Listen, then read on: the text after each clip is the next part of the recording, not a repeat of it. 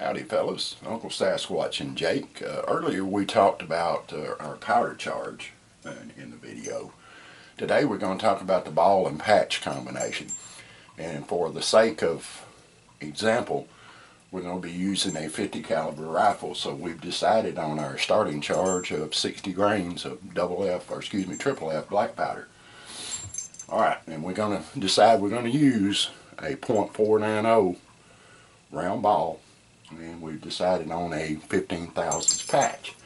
Now I know you're probably sitting there thinking, wait a minute, that don't add up. You're talking about 490 and 15, that's 505. That probably won't fit down the bore. But here's the thing.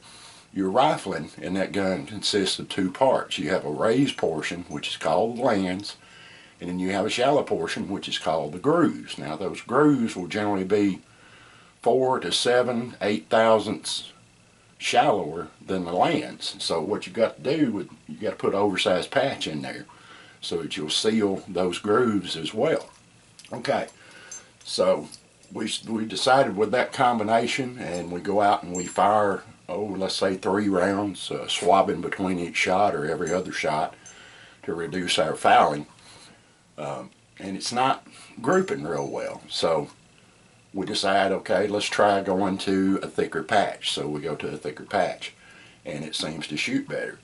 But generally your round ball guns, the grooves will be deeper because of the slower twist. Usually your round ball guns are probably going to have 1 in 60 to as high as 1 in 72 twist. And what that means, that ball is turning one time in 60 inches or one time in 72 inches. You're thinking, well, that's not a lot of spin.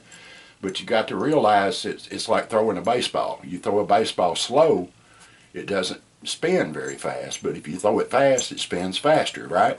Okay, same thing applies here. Even though you're only turning one time in 70 inches, because of the speed, once it leaves the muzzle, it will pick up. So you just keep working with the combinations until you find something that groups well. Now what you want to do, if you're just out casually shooting, you can just spit patch or use something like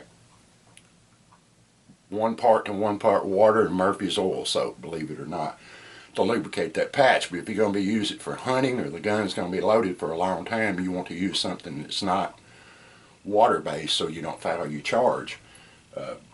Some good things out there in the market are Thompson Center boar butter. That's real good. Here's a product I'm going to be trying in the future. It's from Track of the Wolf. It's Trapper's Pure Mink Oil. So you want to lube your patches with that kind of stuff. Now as you're working up your load, what you want to do is recover your fired patches, because it's very important. When your charge is right, you're getting good accuracy, you go out there and you pick up those patches, and in the center where that ball was resting will be a black smudge right there. And then radiating out from that will be streaks where that patch has gripped your rifling.